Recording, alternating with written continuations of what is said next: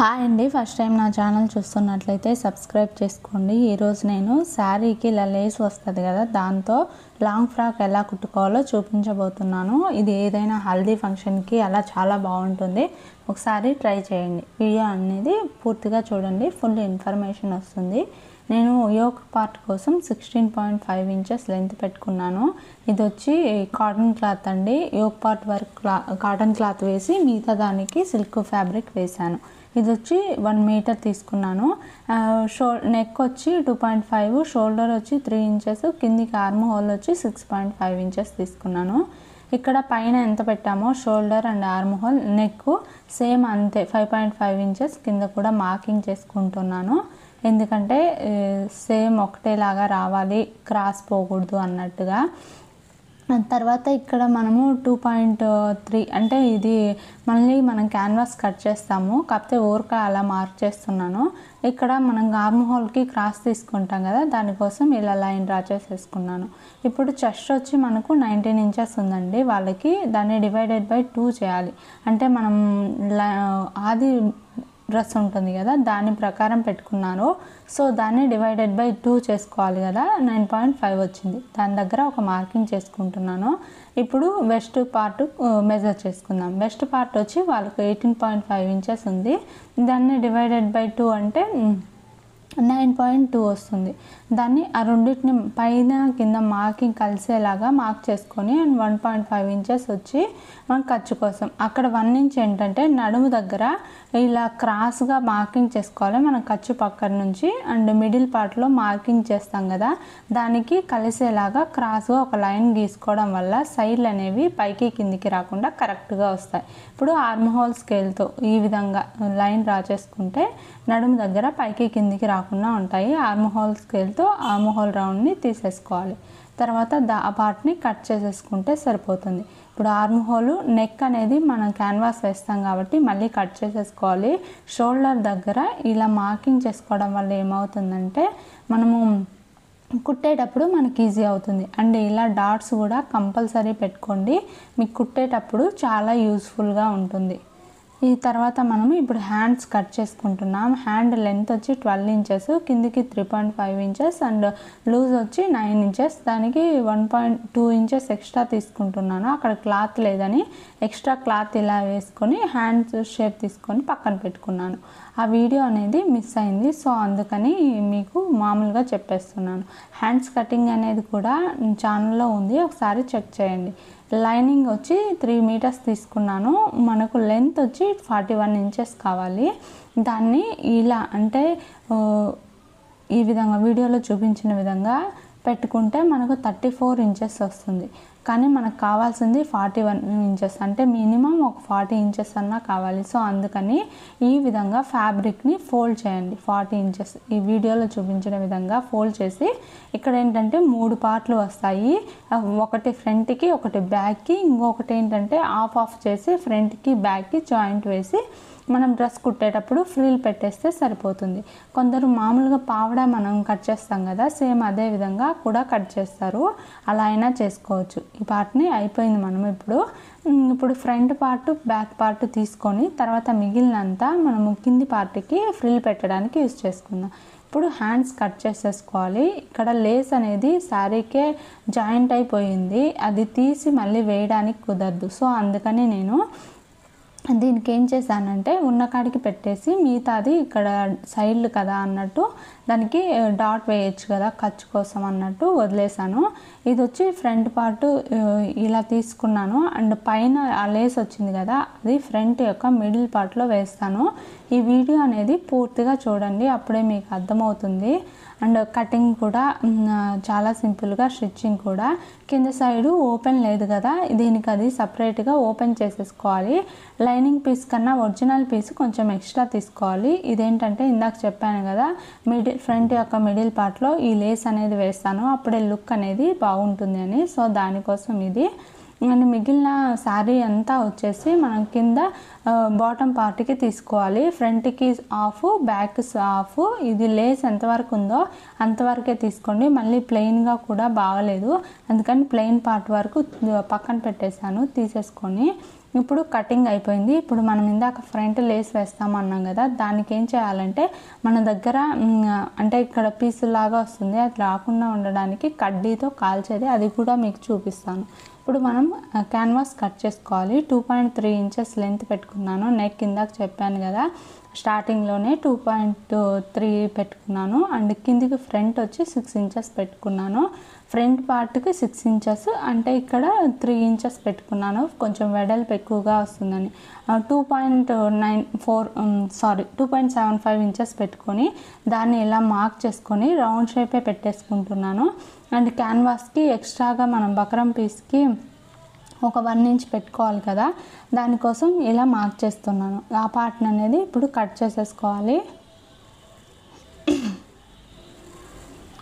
ఇప్పుడు front part అయిపోయింది కదా, ఈ పైన ఒక 1/2 ఇంచ్ కానీ కాకపోతే 1 ఇంచ్ కానీ ఇలా తీసుకోవడం వల్ల మనకు నెక్ అనేది జారిపోకుండా ఉంటుంది. ఒకసారి ట్రై చేయండి. తర్వాత ఇందాక సేమ్ నెక్ ఎంతైతే పెట్టామో ఫ్రంట్కి బ్యాక్ కూడా అంతే పెట్టి ఇక్కడ ఏంటంటే పాట్ నెక్ లాగా పెట్టాలనుకున్నాను. సో అందుకని నేను 7 ఇంచెస్ తీసుకున్నాను. ఇక్కడ వెడల్పు వచ్చి 3 ఇంచెస్ తీసుకున్నాను. 3 ఇంచెస్ దగ్గర బ్యాక్ నెక్ కదా, కొంచెం వెడల్పుగా ఉంటేనే బాగుంటుంది. ఫ్రంట్ అయితే కొంచెం అంటే కొందరికి అనీజీగా ఉంటుంది. సో అందుకని బ్యాక్ అయితే అలా ఏం అనిపించదు కాబట్టి బ్యాక్ 7 ఇంచెస్ పెట్టుకొని ఇక్కడ 3 ఇంచెస్ వెడల్పు పెట్టుకున్నాను. దాన్ని కూడా సేమ్ అదే విధంగా బాక్స్ లాగా మార్కింగ్ చేసుకొని కింద పాట్ షేప్లో ఇలా డ్రా చేసేసుకోవాలి. తర్వాత పైన ఏంటంటే ఇక్కడ 3 ఇంచెస్ దగ్గర మార్క్ చేసుకొని ఆ పాట్ అనేది తిరుగుద్ది కదా క్రాసు, అక్కడ 3 ఇంచెస్ దగ్గర నుంచి తిప్పేయండి. అప్పుడు షేప్ అనేది నీట్గా వస్తుంది. ఇక్కడ చిన్న పాట్ పెట్టుకున్నాను, మరీ ఎక్కువ వెడల్పు లేకుండా మరీ ఎక్కువ లేకుండా. సో అందుకని వాళ్ళు చిన్న పాట్ పెట్టమన్నారు, అందుకని నేను కూడా అలాగే పెట్టాను. ఇప్పుడు మిగతా పార్ట్ కూడా కట్ చేసేసుకోవాలి. మీకు ఎవరికైనా స్టిచ్చింగ్ కావాలనుకుంటే నేను స్టిచ్చింగ్ కూడా చేస్తాను. ఎవరైనా ఇంట్రెస్ట్ ఉండేవాళ్ళు కామెంట్ సెక్షన్లో కామెంట్ చేయండి. అండ్ స్టిచ్చింగ్ ప్రైస్ వచ్చి 700 అండ్ షిప్పింగ్ ఎక్స్ట్రా. ఇది వచ్చి అంటే మనం ముందు ఫ్రంట్ పార్ట్కి తీసుకున్నాం కదా బకరం పీసు, దాన్ని లైనింగ్ వేసి ఇలా జాయిన్ చేసేసుకోవాలి. తర్వాత చుట్టూరు అవుట్లైన్ కుట్టేసేసుకోవాలి. తర్వాత ఇలా మడ్ చేసుకుంటే సరిపోతుంది. ఇప్పుడు ఎక్స్ట్రా ఉన్నదంతా కట్ చేసుకొని మిడిల్ పార్ట్ కూడా ఈ విధంగా మార్కింగ్ చేసుకోవడం వల్ల మనకు కుట్టేటప్పుడు ఈజీ అవుతుంది. ఈ సేమ్ అదే విధంగా అంటే క్లాత్ సరిపోలేదని నేను ఇలా జాయింట్ వేసి కుట్టుకుంటున్నాను. కొందరు ఏం చేస్తారంటే లైనింగ్కే కుట్టేస్తారు. కాకపోతే ఇక్కడ ఏంటంటే ఇది ఒరిజినల్ పీసు పల్చగా ఉండేదాన, ఈ బకరం పీస్ అనేది వైట్గా కనిపిస్తుంది. సో అందుకని నేను లైనింగ్ వేసి కుట్టలేదు, ఇలా క్యాన్వాస్ పెట్టి కుట్టేసుకున్నాను. సేమ్ ఇందాకలాగే మిడిల్ పార్ట్ని కూడా ఇంకా డాట్స్ పెట్టుకొని అక్కడక్కడ ఒక ఖర్చు పెట్టుకోవాలి. దీనివల్ల ఏంటంటే మిడిల్ పార్ట్ కరెక్ట్గా వస్తుంది. సో అందుకని ఇలా ఇందాక చెప్పాను కదా, మనం ఇలా ఎక్స్ట్రా పీస్ తీసుకున్నాం కదా, అది కాల్చుకోవడం వల్ల ఆ షేప్ అనేది కరెక్ట్గా వస్తుంది. దీన్ని ఫోల్డ్ చేసి కుట్టలేం కదా, లేసు శారీకి ఇది ఎంబ్రాయిడరీగా వచ్చింది. సో అందుకని ఇక్కడ ఏంటంటే కడ్డీ క్లాత్ అనేది ఎక్కువ ఉండడం వల్ల కడ్డీ సారికి ఆరిపోతుంది. సో అందుకని కొంచెం ఉండేలాగా క్లాత్ చూసుకొని మిగతాదంతా కడ్డీతో కాల్చేసుకున్నాను. ఇప్పుడు ఏంటంటే ఫ్రంట్ యొక్క ఒరిజినల్ పీస్ని మిడిల్ పార్ట్ని ఈ విధంగా మార్కింగ్ చేసుకొని తర్వాత ఫస్ట్ ఏం చేయాలంటే lining and original piece first ఇది పెట్టి చూసుకోవాలి. అసలు లేస్ అనేది మనం ఇందాక కట్ చేసి రెడీ చేసి పెట్టుకున్నాం కదా, నెక్ ఎంతవరకు వస్తుంది. తర్వాత అంటే కొంచెం పైకి వదులుకోవాలి, ఎందుకంటే మళ్ళీ కుచ్చుల్లో ఈ పీసులన్నీ కనిపించకుండా ఉంటాయి కాబట్టి మరీ ఎక్కువ కాకుండా. అక్కడ స్టోన్ వర్క్ కూడా ఉంది ఈ లేస్కి. సో మనం కుట్టేటప్పుడు ఆ స్టోన్స్ అనేవి తీసేయాలి, ఎందుకంటే మళ్ళీ సూది అనేది ఇరిగిపోతుంది. కింద కూడా సేమ్ అంతే, కొంచెం పైకి కుట్టుకోవాలి, ఇంతే కరెక్ట్గా లోపలికి వెళ్ళేలా కుట్టు లోపలికి అలా కుట్టుకోవడం వల్ల ఈజీ అవుతుంది. లేకపోతే స్టోన్స్ పడి మీ సూది అనేది ఇరిగిపోతుంది. అది కుట్టేటప్పుడు జాగ్రత్తగా కుట్టుకోండి. ఇప్పుడు ఏం చేయాలంటే ఫస్ట్ లైనింగ్ ఒరిజినల్ పీసు జాయిన్ చేసి ఎక్స్ట్రా పీస్ ఉన్నదంతా కట్ చేసేసుకోవాలి. ఇప్పుడు మనము నెక్ ఎంత ఉందా అనేది మార్కింగ్ చేసుకొని అండ్ మిడిల్ పార్ట్ కూడా ఈ విధంగా ఫోల్డ్ చేసి మార్కింగ్ చేసేసుకోవాలి. తర్వాత మిడిల్ పార్ట్ కూడా ఒక డాట్ వేసేసుకోవాలి. ఎక్స్ట్రా ఉన్నదంతా కట్ చేసేసుకొని రెడీ చేసి పెట్టుకోవాలి. ఇప్పుడు మనం క్యాన్వాస్ చూసుకొని పెట్టుకొని ఫస్ట్ లేస్ అనేది మనం జాయిన్ చేయాలి. ఈ మిడిల్ పార్ట్లో అంటే అటు సైడ్ ఒక లేసు ఇటు సైడ్ ఒక లేసు ఈ విధంగా ఉండేలాగా చూసుకోవాలి. కొంచెం పైకి పెట్టుకోవాలి కదా, ఇక్కడ సింగిల్ పాదం పెట్టి కుట్టేసుకోవాలి. ఎందుకంటే డబల్ పాదం అయితే ఈ పూసలు అనేది ఇరిగిపోతాయి. ఈ విధంగా కుట్టేసేసుకోవాలి నిదానంగా. వీడియోలో చూపించిన విధంగానే వేసుకోండి. కావాలంటే కొందరికి అసలు పాదమే పెట్టుకోకుండా కుట్టు పడుతుంది, కొందరికి పడదు. అంటే చిన్న మిషన్లు కానీ ఇవి పెద్ద మిషన్లు కానీ జాక్ ఇవి అయితే పడతాయి కానీ వీటికి ఇవి పడవు. సో అందుకని ఒక సింగిల్ పాదం పెట్టుకొని కుట్టేసేసుకోండి. ఇందాక చెప్పాను కదా, బక్రం పీస్ కన్నా కొంచెం పైకి పెట్టుకొని ఎక్స్ట్రా పూసలు ఉండేటివన్నీ తీసేసుకోవాలి. సేమ్ అదే విధంగా తీసేసుకొని ఆ మిడిల్ పార్ట్ అనేది బక్రం పీస్ యొక్క మిడిల్ పార్ట్ మనం కట్ చేసాం కదా, రెండు కలిసాయా లేదా అని కూడా చూసుకోండి. అప్పుడే మనకు నెక్ షేప్ అనేది నీట్గా వస్తుంది, లేకపోతే పక్కకి వెళ్ళిపోతుంది. అండ్ ఇప్పుడు మనం కుట్టేసిన తర్వాత ఎక్స్ట్రా ఒక 1/2 ఇంచ్ ఎక్స్ట్రా ఉంచుకొని మిగతాదంతా కట్ చేసేసుకోండి. అక్కడక్కడ టక్స్ పెట్టుకోండి, ఎందుకంటే ఫ్రీగా తిరుగుతుంది.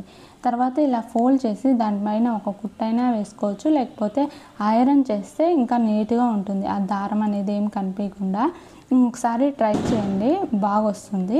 అండ్ దీపావళి ఎలా సెలబ్రేట్ చేసుకున్నారో కూడా నాకు కామెంట్ సెక్షన్లో కామెంట్ చేయండి.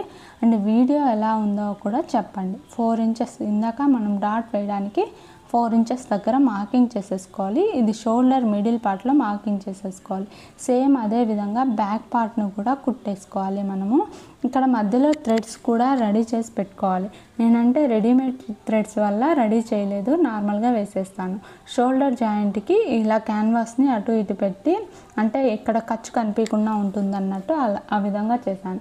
ఇప్పుడు హ్యాండ్స్ కూడా మనం ఇందాక రెడీ చేసి జాయింట్ వేసి పెట్టుకోవాలి కదా, అది జాయింట్ చేసి ఫస్ట్ మనం ఫ్రంట్ సైడు క్రాస్ తీసాం కదా, ఒక 1/2 ఇంచ్ లోపలికి 1/2 ఇంచ్ క్రాస్ తీసేసి తర్వాత జాయింట్ వేసిన తర్వాత క్రాస్ తీయండి, ఎందుకైనా మంచిది.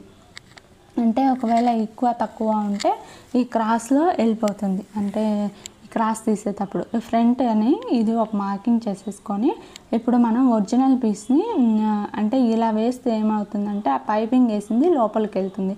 సో అందుకని ఓన్లీ లైనింగ్ పీస్నే అక్కడ ఫోల్డ్ చేసి తర్వాత అటాచ్ చేయండి, సింగిల్ పాదంతో అటాచ్ చేయండి. ఎందుకంటే ఇక్కడ పూసలు ఉన్నాయి కాబట్టి డబల్ పాదంతో కష్టం.